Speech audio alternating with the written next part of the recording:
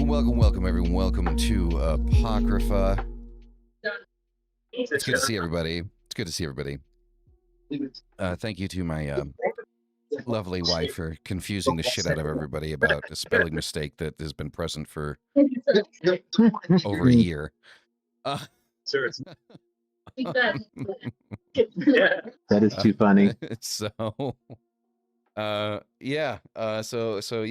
Sorry about that, guys. It's a good thing that we have a new logo and we're due for a new intro.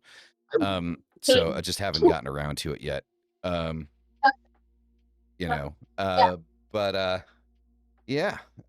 Demon's Latte. The Demon Latte. That's it. That's a good name for like a cafe or something. That could go very poorly quickly. Yeah, maybe. Oh no. Yes, loving the new logo. Yeah, right. The new logo up there. Like, wait until you see it like enlarged. Yeah. All right. It is. It's much cooler when it's bigger. Yeah, that definitely has like double meaning to it. I was gonna say, yes, it is. That's what they say.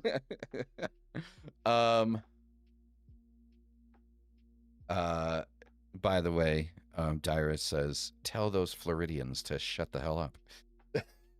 It was like 35 degrees last night and the night before.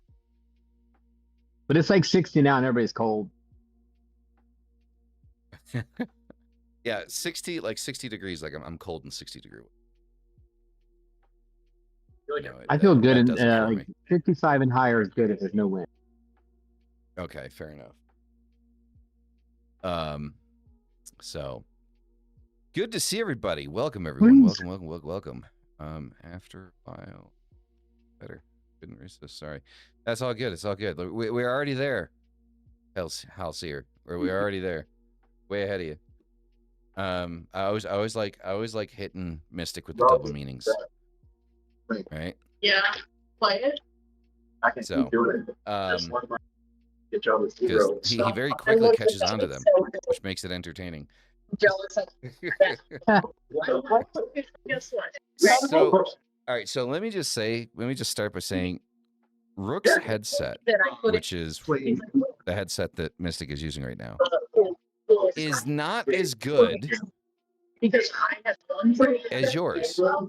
Your own. I know the same one. Mine's the old one, the old version. I can hear everything going on around you right now, and normally I can't. That's insane. I wonder if there's a setting. Well, there is a setting, but right, always a setting. That's always a setting. It does. But I don't. I have my settings, of course, for my other one.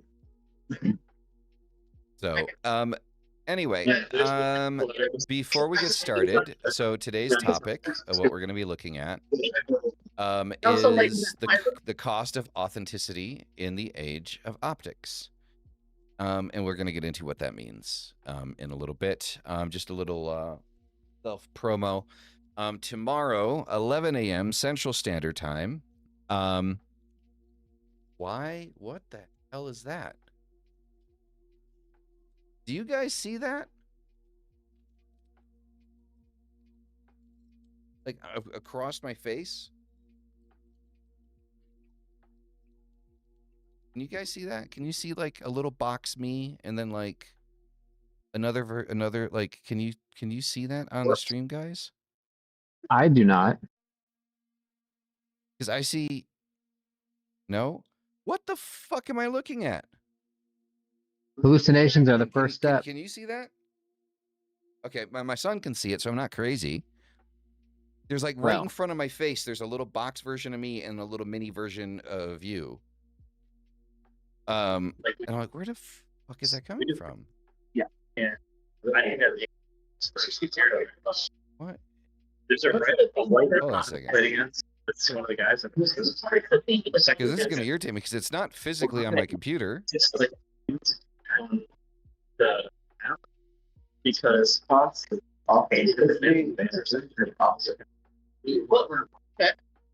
yes, but no.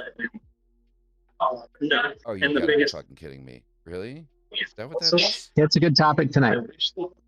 It is a good topic tonight. You like it yourself? Absolutely. No wiggle.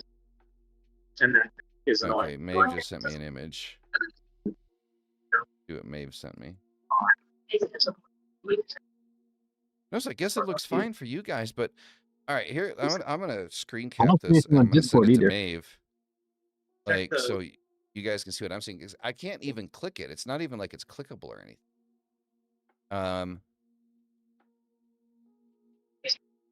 But it's definitely there. It's some demon lattes, man. Right? It's just some weird shit. Here, let me send it to Set up. send it to over here. So this way y'all motherfuckers don't think I'm fucking crazy and shit. Because I don't know what the fuck it is. A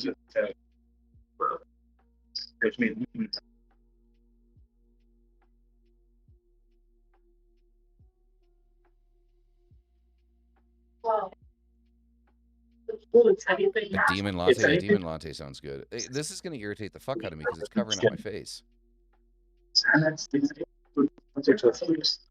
It's like... That's so fucking irritating. All right, whatever. I don't know what the fuck that is.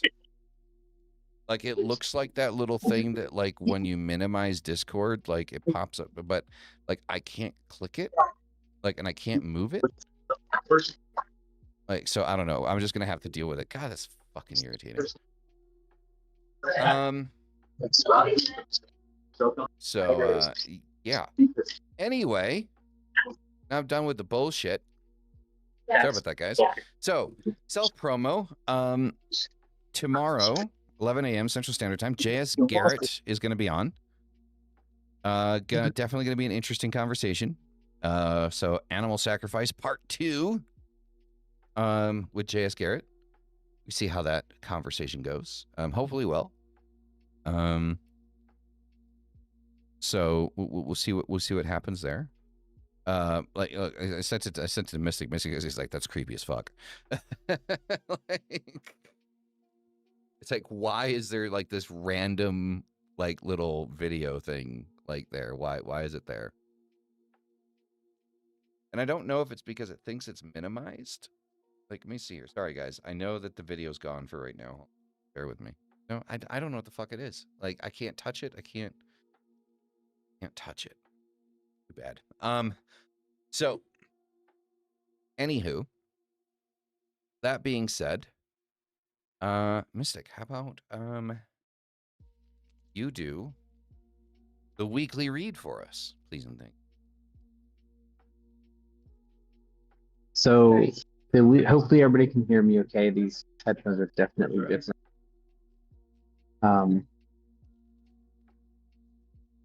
But we're using my deck, my steampunk deck. As I said before, I always have it with me, always.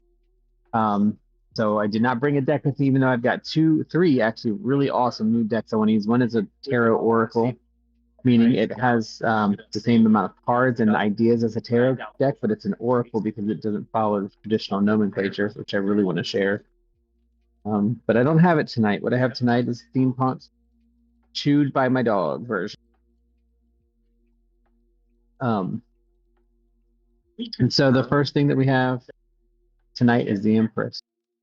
I really like when the Empress shows up in a weekly or an energy read because she generally brings about things that feel good and full and controlled, and you know, you're going to have everything that you need. It's not going to be a feeling of need. Everything is fulfilled, and the Empress traditionally is, abundance and proliferation and filling the room with brightness and joy, kind of like to me, like a mini sun.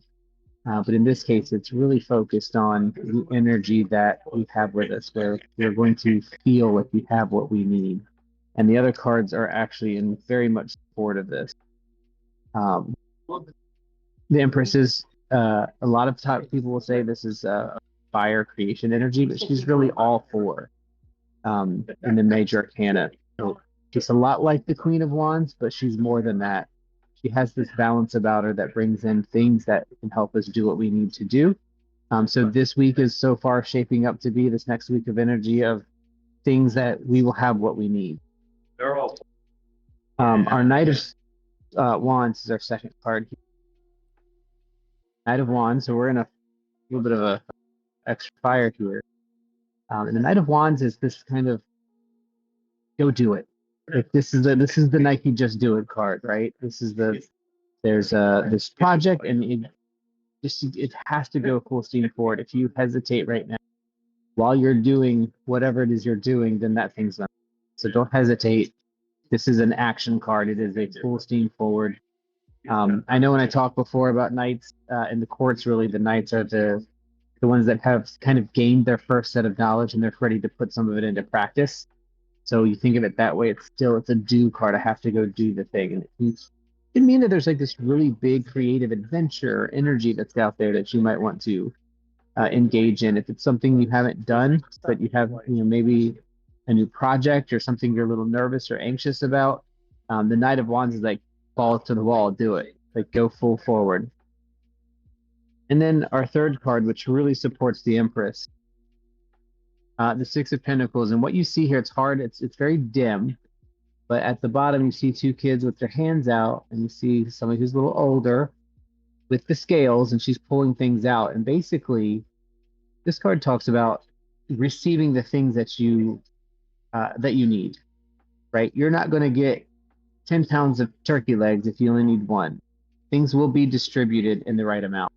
A lot of times this card is about education or training. You're going to get the information, the stuff that you need. You'll have enough to make ends meet.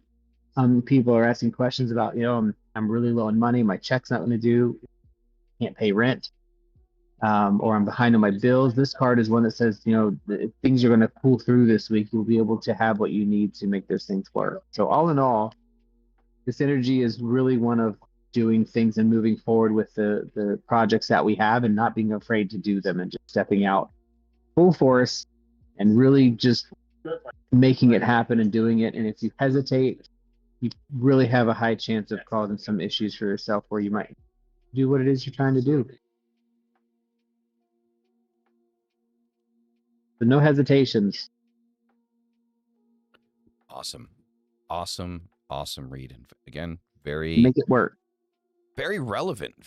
By the way, guys, I figured out what the fuck it was. So I'm using X widget on my computer, and Discord was registering X widget as a game. And so when the call started, it decided to throw up the game overlay for the conversation, right in the smack dab in the middle of OBS.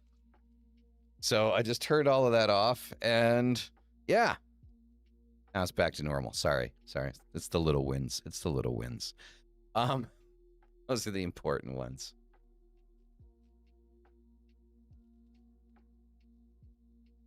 As Dyra would say, babushka. Babushka.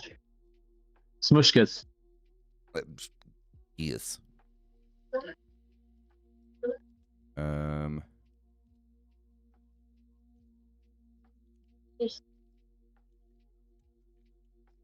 Little mystic. Sorry, it's just the message Dyra sent. So for those that don't know, she's upstairs with the baby. Also, if you guys have noticed, I've kind of gotten tired of wearing hats on stream. Just like my head really fucking hurts by the end of a stream. So, but my hair's doing this thing now that irritates me, that it does this like little curl thing like that. No, that's okay. What the fuck is it doing? So today's show, the cost of authenticity in the age of optics. So Mystic and I were having a conversation before we started the show, and the man feels like he needs to vent some shit without being able to directly vent some shit. So I picked a topic that made it so he could vent some shit without actually venting some shit. For those that caught on to that and held on to, or like were with me through that entire statement, congratulations. I am proud of you. But the idea here for me, right, is everyone curates and few actually live shit. right? So everyone curates an image, curates an idea, picks a lane, and then goes way too far over into that lane, and without actually living it. And here's the thing: optics reward comfort, not truth, and authenticity. Now, in this day and age, has a price tag on it. To be real, to be authentic, to be transparent, right? So, if truth was profitable, it wouldn't need courage, right? It takes courage to be truthful. Okay. Mystic, I'm gonna have to ask you, man. Can you mute? What was that? Yeah, I was just curious. I am so sorry, but the people, your people are very loud, good sir.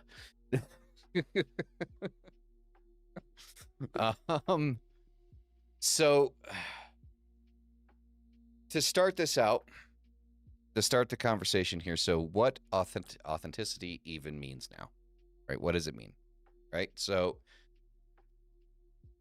authenticity is when you are, in my opinion, when you back away, when you finally make the decision to back away from performance, like when you stop trying to perform for everyone else to protect yourself, and you decide to be yourself and allow those that want you to be you to come to you, right? And are you going to lose people in that process? Fuck yes. Yes, you are. You are going to lose people in that process. The moment you stand up and you say, this is what I believe, and I actually went through a process of critical thinking, people are going to walk away. Some people might even call you names.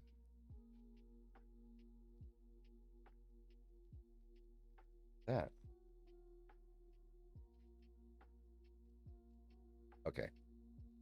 Sorry, I just thought I just heard somebody scream. It's going to be one of those nights, right? Fucking hell. So, oh God, I'm sorry, guys. I don't mean to lose my place in what it is that I'm saying here, but yeah, I think for both Mystic and I, our surroundings are very distracting this evening, and I apologize. That's normally not how it is. So yeah. Well, mine's not distracting me. It's only distracting you. So. Well, ADHD, man. Come on. Everything is distracting me. Everything. All the things. So anyway, back to what authenticity actually even is. Okay. So authentic, like I said, authenticity versus performance. So real authenticity is messy, inconsistent, and inconvenient. Performance is polished, predictable, and profitable. The thing with authenticity is when you're authentic, it can change. Like when you're real and you're authentic about your ideas or what you think, it depends on the circumstance. It depends on the situation. You do your critical thinking. It's not just a blanket statement that covers everything altogether, right? You know, so authenticity says what you believe. Performance says what gets you applause, and authenticity risks rejection. Performance protects your reach, right? So when honesty threatens engagement, honesty disappears. And that's kind of like what we constantly see happening over and over and over again, you know, online. So before I go any further into this section, Mystic, I'd like to know what you think. I think one of the things that really sticks out with me, for me, when it comes to this kind of a conversation is the fact that we, and everybody does this. Nobody, I think, can say this all the time that they, maybe I'm wrong about that. That's might be a little nihilistic, but I just don't think anybody's always authentic all the time. We censor ourselves and we present ourselves differently depending on what's going on around us. And that's a little bit different than I think the conversation that we're having here, because, you know, sometimes it's not safe to be authentic, whether that is physically safe, mentally safe, societally safe. Being honest and authentic has repercussions. There are things that result, and sometimes they're not safe. Sometimes it is not safe for me to say how I truly feel about something, depending on the situation I'm in. So it's really important for me to just have the opportunity and the ability to separate those things of, you know what, I can be authentic to myself and I can say how I feel about things, but there's a level of honesty that can get you hurt ultimately. People are crazy, and we see that more and more, especially with things online and the internet. And when we're talking about it from that perspective, um, I don't know how many people are being truthful and honest on the internet about how they really feel about something if they're presented to it face to face in real life. I think that's where it gets really difficult and frustrating for me. And when we were talking before we started, I made the comment that I have an opinion on everything that's going on right now, but those opinions don't matter because they're not going to change anybody's mind. But not being able to express them is difficult for me and all of us, because everybody needs that outlet to describe and talk about what it is that bothers them and what situations are going on. And I don't want to use the phrase safe space, because I'm not looking for a safe space. I'm just looking for a space where people are ready to have a conversation and for once can put people first in those conversations. Yeah, I mean, I can definitely back up on that. Back you up on that. I think that, space for conversation. Like, I mean, one of the things that we talked about, before the show is like, at least I had mentioned, the necessity for a middle ground. Like, I know a lot of people really don't like the idea of a middle ground right now, but at the end of the day, it is irrefutable that, without a middle ground, there's no place for a discussion to happen. If there's no place for a discussion to happen, then what the fuck's the point? What social media and the internet, and this is not new, this is preaching to the choir. We know what it has done. It has taken out all the cues and conversations. We can have two completely differing opinions on something, but still agree on the fundamental process that needs to follow to do the thing or to get to that level. And I mean, even speaking of US specifically, we've divided ourselves so incredibly into 2 points that there is no such thing as common ground anymore, because the common ground is the actual conversation and nobody wants to have a conversation. I mean, you're not wrong. You're not wrong. How can you be authentic if you can't express yourself without fear of being hurt? Like, I know people will disagree with me with my statement. There's no such thing as an illegal person. I think in the United States, the only illegal people are us. Citizens of the United States are the only true illegal people in the land that's here. And people can disagree with that, and that's okay. If I understand strengthened borders and I understand, there has to be protections in place. I understand all those things. But just because somebody was born on the other side of a river does not make them not a person that deserves to be treated like a human for whatever reason. And that is a fundamental value that I feel is important to me. That is how I can show my authenticity to who I am. Like, I believe that with all of my heart, that there is no such thing as an illegal person.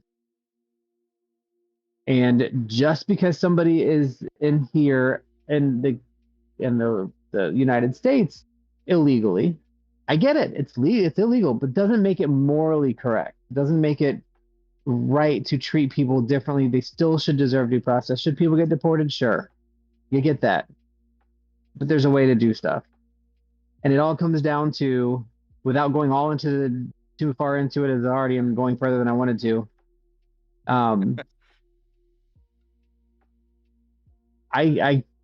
My authentic person is not capable of handling other people's authenticity right now if it is so different that they feel that people should die for certain things that are not warranted from death penalty. Does that make sense? It I'm does. dancing around it as good as I can. No, man, no. And here I'm going to give you credit on something. So the argument that you just brought up is usually something that I get into arguments with people about. But there's a very important distinction that you made that most other people do not make. There's very important information in what you just said that most people that share your argument do not say. Right? Is being here in the United States illegally, like, is it illegal to be in here without permission? Yes. Should there be deportations? Yes. Right? What you're talking about something, creating the identity of, like, using that in a way to dehumanize people.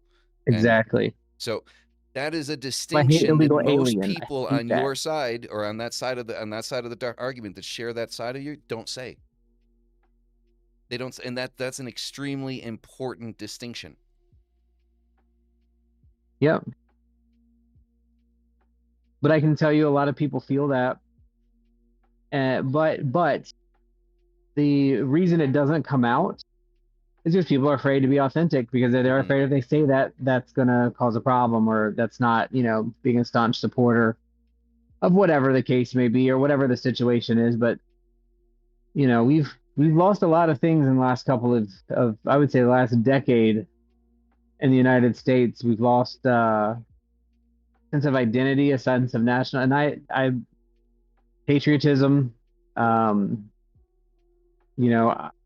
I recognize that I feel everywhere I've gone, and I've traveled a lot in the United States, I've never felt like, well, that's a lie, because in Baltimore I felt pretty afraid. I was ready to cry and hang up my shit. I got lost, made one wrong turn in Baltimore, and it was not a fun place to be. And I was not on the right side of that track. I called my boss crying, literally. I was like, I don't know where I'm at. But barring that, most of the places I've been, I've had a really good experience, and I recognize that hard work has got me there, but so has a little bit of luck, and so has some other things, which I'm certainly not going to bring up that topic on this call, on this podcast. Yeah. Because that would be a fight. We should do that one day. But yeah, I mean, if we trace it back to the conversation about authenticity and what we're, trying to be your authentic self and be true and honest with what you're saying, if everybody would just breathe for a second and sit down and think about it, we should be able to come to a conclusion. I don't think we ever will. I think it's too far gone, unfortunately. I think we're too far into, like, I see for the first time, and I'm telling you, how do I say this without starting something? I'm going to be very careful here. I am not politically a Democrat. I hate both parties equally. Pretty much all the parties are freaking shit. But there are a lot more people on the left that are aggressive and have access to things that for some reason people on the right don't think they have. And they are talking about bringing those things up and using them now. And that scares me. Yeah. That's scary. Yeah. No, I mean, I agree with you. Like, and back on the immigration thing, because there is something I do want to say on this. I personally feel like I have the solution to the whole immigration thing. Oh God! I always like to bitch and this? complain that we talk about problems, but we never talk about solutions. So I think I got a solution for it. It'll never happen. But I think I have a solution. So, for those that don't know, I have lived in Mexico for a very long time, and I'm a permanent resident here legally, and I have seen so many people that, for no logical reason, should be denied access a tourist visa to the United States. A tourist visa. Not a visa to stay, to live, to work, a tourist visa. But the amount of people that line up outside of the U.S. consulate, you guys have no idea.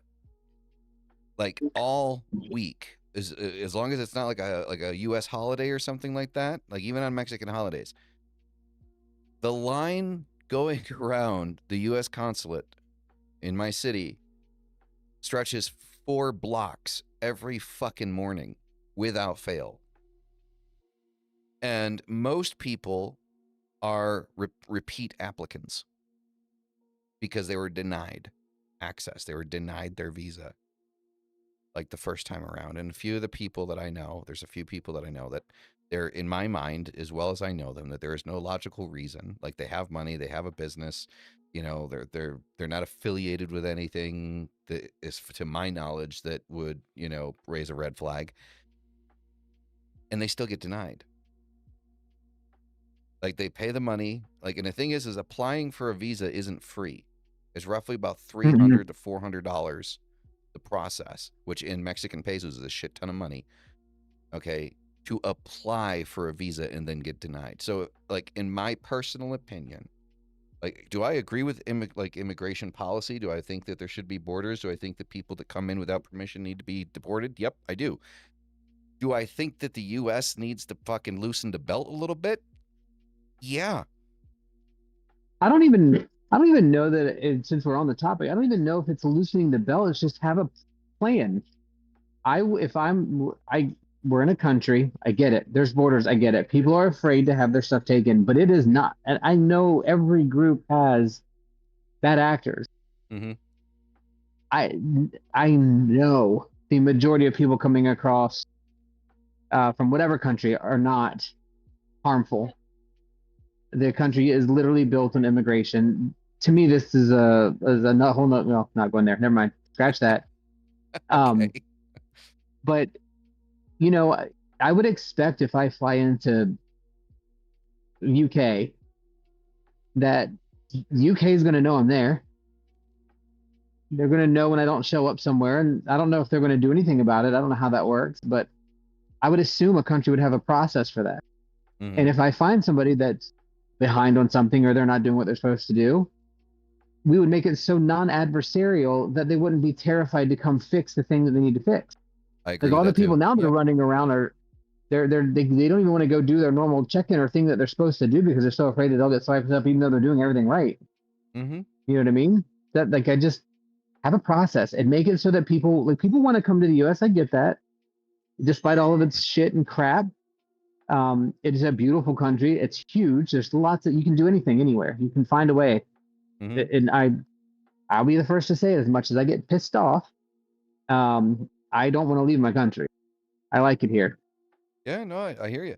The UK is interesting because when we went there last year, I remember I went through, I saw no customs agent, nothing. I scanned my passport and I walked in to the United Kingdom. She's British. She's sitting here, by the way. Hello. They asked her a shit ton of questions before she came into the country. And me, they just let my ass in. And what was funny was that the lady who was asking me these questions, she was Eastern European. She was like Polish or something. She was like a Polish immigration officer who obviously, you know, residency and working in the UK.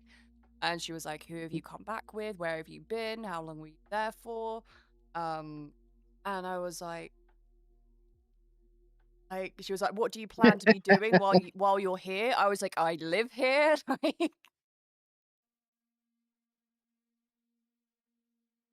Like they didn't, I didn't, not a single That's person funny. asked me a single question. Like they just kind of, I was like, wouldn't you expect like people like they're gonna know?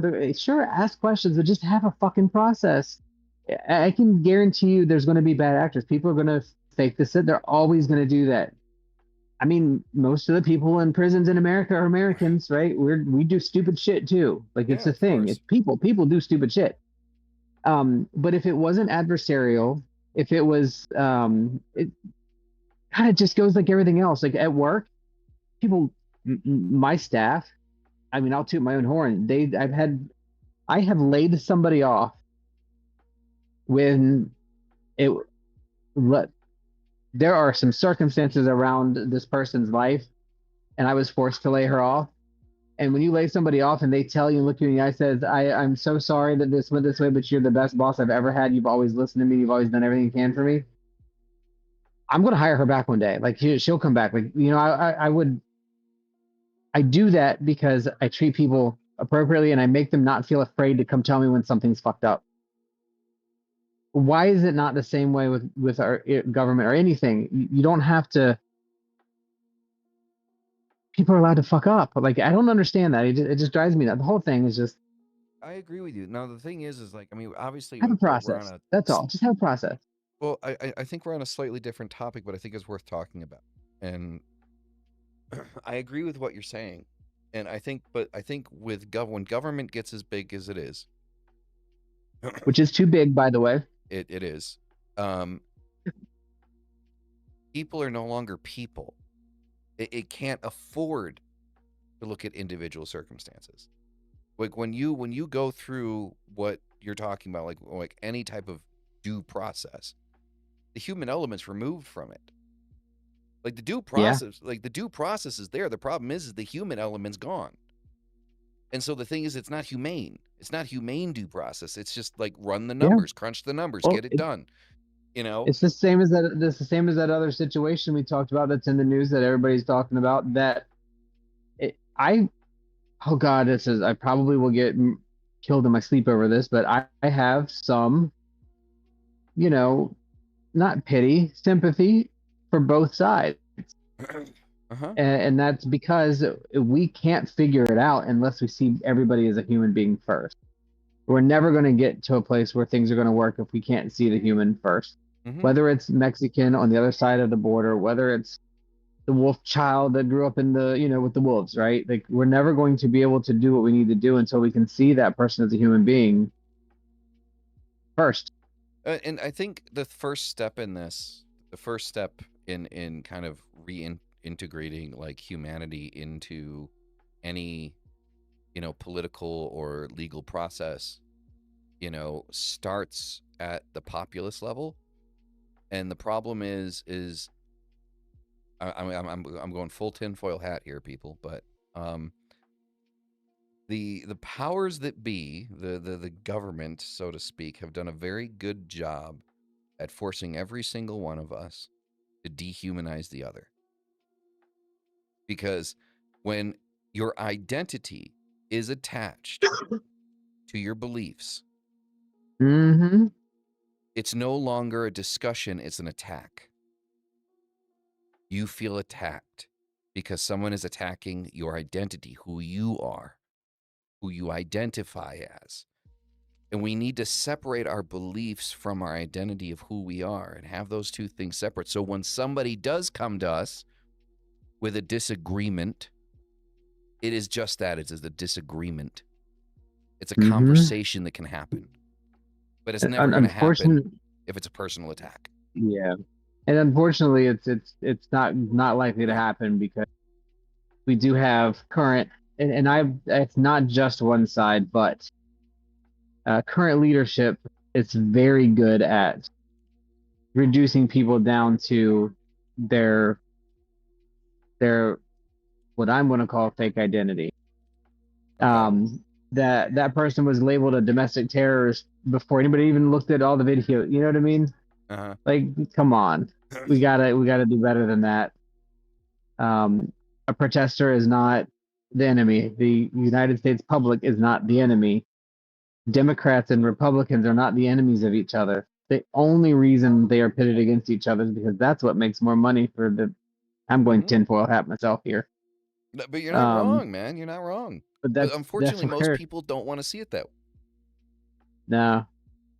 Like, that's why I deregistered as a Democrat, because it's not my identity.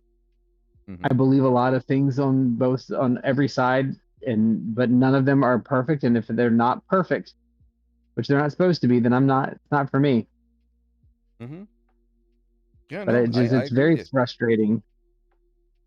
You know, and just for the chat, just so you guys understand something here.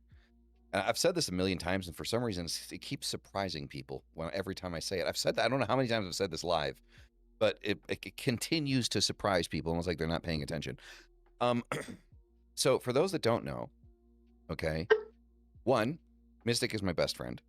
2, Mystic is probably the most left person I know that like I have in my life, and I'm a self-proclaimed proclaimed conservative. So guess what? It can happen. You know? Well, I mean, I'm progressive left in a social manner, but I'm definitely conservative when it comes to fiscal policies and processes. You're a But libertarian. You're a classic libertarian. I mean, I I said it am a jokingly. libertarian. Like I'm I've been taking the to shit, you know? that's been a thing. Guy actually was really involved with them for a little while. Well, not really involved, but involved. But yeah, it's everything is just nuts It is, man. and It is. disappointing. It is. It is. But the point is It's like disappointing. we were able to have conversation. This is where the idea of the authenticity came from, right? Is the cost of authenticity. Like what is the cost of being authentic and staying authentic? Like what would the cost be for me to be authentic in my views and my opinions? What's the cost for Mystic for him to be authentic in his opinions and his views, you know, on things? And not just online, but in real life. You know, there's a cost to be paid for it. Right? And so the next part of this thing that I kind of outlined here is identity is branding, which falls into the whole kind of like when your beliefs become your core identity. It's not to say that your beliefs aren't part of your identity. They most definitely are. But when your beliefs become the core part of your identity is where you have a problem. And so your personality is no longer just yours, right? It becomes like a product, right? So beliefs become content pillars. Trauma becomes storytelling. Values become aesthetic, right? You don't just have an identity, you package it, right? And that's what we're seeing constantly. It keeps happening. And then when you do that, when that becomes your core identity, and again, when somebody comes in and says, hey, no, I disagree with this, you know, why do you think that? Which I don't misunderstand me. I know that most conversations online, unfortunately, don't happen that way. Most conversations online, you're a fucking idiot. Like, you know, like some stupid shit like that. But let's just say for argument's sake, hypothetically, somebody, you know, comes in and says, hey, no, I disagree with that. You know, I think this, and this is why. Why do you think the way you think? It's not taken as a conversation. It's taken as a personal attack against your identity, against who you are. And unfortunately, the social algorithms shape that behavior. They perpetuate that behavior. They reward that behavior. Right? So pitting people against each other, like, I'm going to be honest, like, I'm a very vocal and vulgar individual online. I've commented on many people's posts on TikTok calling them morons. And most of those comments get removed when I call somebody a moron because it triggers TikTok's nanny program. But for some reason, and I'm going to be completely honest, there's a TikTok page I came across. For some reason, TikTok must have thought that I was interested in this, but it's a legit skinhead page on TikTok, right? Like outwardly, like they have like a short little clip video of a gentleman on a subway, and they have a caption under it, and it says "Monkey Boy." Now, I'm not going to say the ethnicity of the person that, like, you know, the person who was in the video, but I'm sure you can put 2 and 2 together. And I'm sitting here thinking, it's like, wait a minute, I call somebody a moron, you remove my comment. But these motherfuckers are out here like outwardly being racist pieces of shit, and that's okay. That's fine. Like, help it make sense. Help me make sense of this. Well, I mean, the thing is you can be a moron, but I guess you just can't be. It's easier to be a racist than a moron, I guess. I don't know, but that is true. I think all racists are morons. But you know, I think about that in the form of opinion. I saw May was writing a little bit about, you know, everybody should having a difference of opinion isn't really an attack, and that's true in most cases. But there are certain things that I'm not willing to have a discourse opinion on. The problem is the reason I won't have a discourse opinion on it is because I feel they're critical or core to just being a good person. Mm. But the other side of that is the bridge will never be gapped if the conversation doesn't happen, and there's no way to have the conversation without trying to have empathy for that other thought process, even if it's completely against everything you stand for.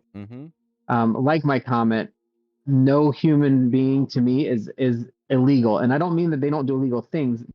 Being a human being is not an illegal thing, regardless of where you at in the world. Because, I mean, this is borrowed land. Like, we don't even need to go into it to understand that we weren't here first. That we killed people to take the land. Like, we just took it, and then now we control it and try to give it to other people and sell it. But that moral standard is not an opinion. Like, I don't think it's an opinion to be good. It's not an opinion for me that human beings are not aliens. Not opinion to me that due process is a thing and should be followed. Those are things that I like I said earlier, I don't have the ability to be authentic with. I just don't. I'm not capable at this level of my life to not call you a moron if you disagree with me on those things. But and I'm aware of this, that's not going to help the conversation, right? I know that. But I still don't have it in me to have those kind of conversations with people who disagree with me, because it hurts. It's painful. And being authentic can cause physical harm to people and mental harm. There's things I'm not interested in doing right now. Well, the right? thing, I think the thing is because of the drastic divide that exists, I think most people would agree with what you're laying down. Like, and if they disagree with the fundamentals of what you're saying, it's kind of, But I think when you get into this individual circumstances, and most people have like an immediate understanding of how, like, okay, this particular situation goes against this, this, and this, this. And then comes the outrage.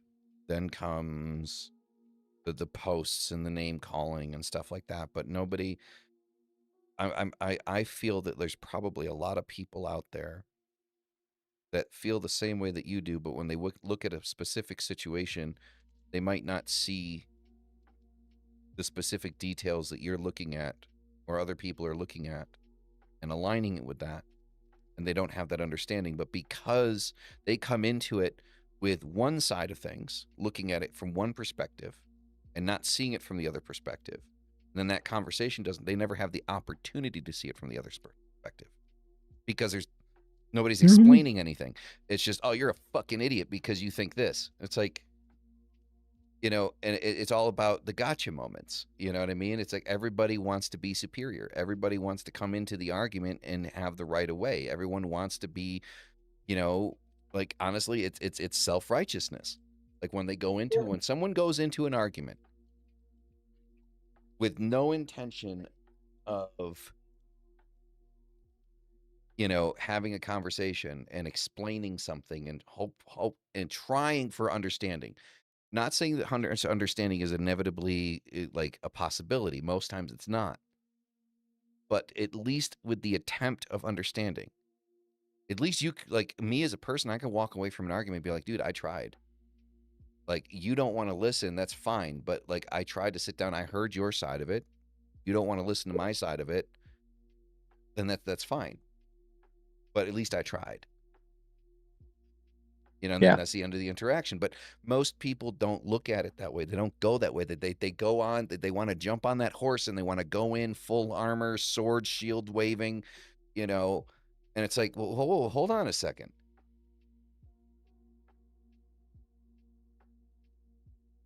And it's exhausting. It is exhausting. But the thing is the only way that us as a people, as a society, as a country, we're going to be able to kind of outsmart the government, so to speak, is if we're able to communicate with each other, even though they're trying to break it down.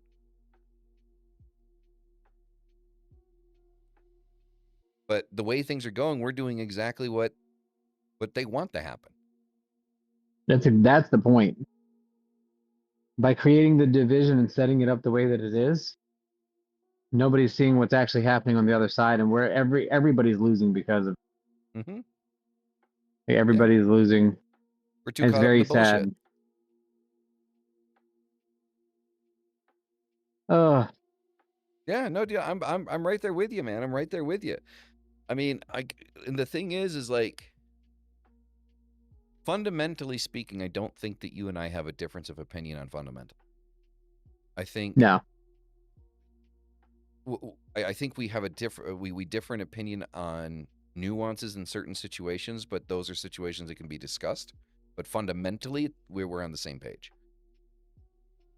I think fundamentally 95% of people are on the same page. When they go to apply it to a situation, that's when the glasses become specific for that situation, which is what you were kind of saying earlier. You know, once we've taken that base, we go, yeah, people don't deserve to be murdered. We can agree on that. Then we apply that to each different situation, and somehow we take out the human in those situations, because they are a that thing. They are a protester. They are a pagan. They are a Christian. They are a thing, and whatever the thing they are, they're that. So that they're that, they're not human, and whatever happens to them, they deserve. I can't tell you how many times lately that this has been bothering me, and this is on the same line. We have a lot of motorcycle accidents down here in Florida, a lot. And a lot of them are young kids that are driving 100 miles an hour, and they shouldn't be. But when one of them crashes and dies, and people say, "I have no pity for them," I'm like, then you're not a fucking human. You need the ability to say that, and yeah, I'll call them stupid and young and imbecile, and look what it cost you. But I still have sympathy and empathy for that. When you're to the point where you can honestly say you don't, and they got what they deserved for wrecking on a motorcycle at 23, you know, they're invincible when we're young. And that's the problem that I'm running into now, that people are, and I don't think people believe that in their heart when they say that stuff. I don't think they do. And I think if we could figure that out, we'd be in such a better space. You know what I mean? It's dehumanization, man. Like, I mean, Yeah. if you think about it, when you think of everything that's happened over the last, 30 years? 20, 30 years now? God, I'm fucking old to be able to say that. Oh, shut up. You know, the thing is, economics, rich and poor, right? Race, black and white, political party, Republican or Democrat, conservative or liberal, right? Every single point of division that could be attacked and leveraged has been attacked and leveraged, Yes. like, and bombarded over the last 30 years.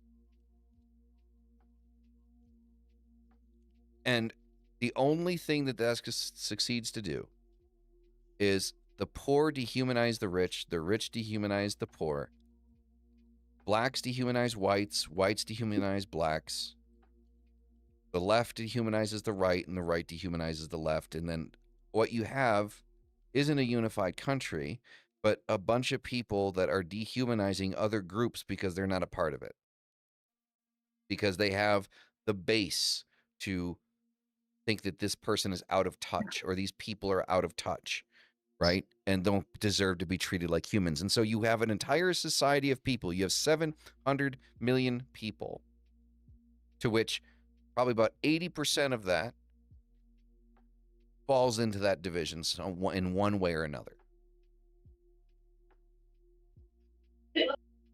And here's the thing. Like me, with people, when it comes to people with money, even billionaires, like, you know, is it a lot of money? Yeah, but like I'm a capitalist. Like, I think controlled capitalism is better than the system we currently have, and we need to get rid of lobbying, and we need to get rid of bailouts. But because capitalism is a consumer market, you make a good product or service, you sell your product, people buy it, you make money. End of story, right? It's a consumer market. Because at the end of the day, I mean, Jeff Bezos, yeah, he's a dick. He's a piece of shit. He's completely out of touch. But he didn't start out as a billionaire. He started out in a small 4x4 fucking office with Amazon painted on a fucking banner on the wall. You know, selling fucking books. He had an idea. He made money off of it. And here's the thing. Unfortunately, I know you and Rook aren't rich, but some people would look at you and attack you for having what you have. Oh without yeah, that knowing the happens. circumstances or situations or the struggle that you went through to get to where you are. Oh yeah. But that's that dehumanization. They don't see, you know, two gentlemen that busted their asses and went through hell to get to where they are. They just see two guys in a Tesla. That's the dehumanization. You don't see the struggle. You don't see the process. You don't see the buildup. You see the end result. And then people get pissed off because they don't have it. And it's like, if you want it, work for it. You worked. You busted your ass. You got the education. You went through hell dealing with assholes to get to where you are. That didn't happen overnight. What, it took you, 20, 30 years to get where you are? There's nothing to be fucking ashamed of, to hide. It also doesn't mean you need to give other people your fucking money. Now, do I think capitalism in its current form has a bunch of problems? Yes, it does. It does have a lot of problems, but that's the government causing those problems. I don't know how to reconcile it the right way, but one of the things that I feel like should be in place is if you run an organization that has a certain amount of income and you are taking in multi-billion dollars,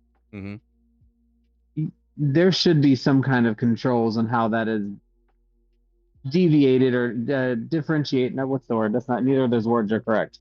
But I get what you're laying down, though. If you're going to be a billionaire, then nobody in your company should have to be on food stamps.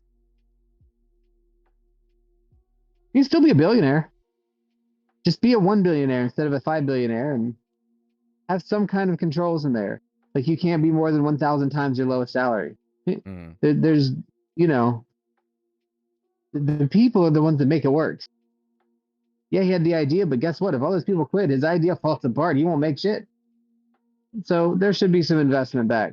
And hoping people do the right thing is just people don't, because people suck. And have to go soon. Did you say you have to go soon? Yeah, I did. I love how you just like very quickly interjected that. No, definitely. Well, I was hoping nobody would pick up on it, you know? Yeah, I need to get the pulled pork going. But yeah, man. Good conversation. Did you feel a little bit better? You got some of it out though? Yeah. That's good, man. That's good. Yeah, I'm gonna go over and then beat up a whole bunch of people in D&D. Nice. But you're doing D&D Not or really Cyberpunk? better. It's Cyberpunk, but it's D&D style, but Cyberpunk. Okay. Okay. So well, you guys Cyberpunk have fun with that. Cyberpunk Red. Rock on, rock on. You guys have fun with that. Remember, March. Bradley, don't fall asleep sitting up. So yeah. Well, everyone in the chat, thank you guys for being here. I know that this was a little bit of a different kind of conversation, but you know, my friend said he needed a vent about something, and I wanted to. I needed to get it out there without getting it all out there. Yeah, exactly. So yeah, with that being said, thank you everyone for being here. You guys are fucking amazing. Remember, tomorrow, 11 a.m. Central Standard Time, myself and JS Garrett are going to argue with each other about animal sacrifice. So that's an oversimplification of what's going to happen, but I will see you guys then. And as always, Deuces.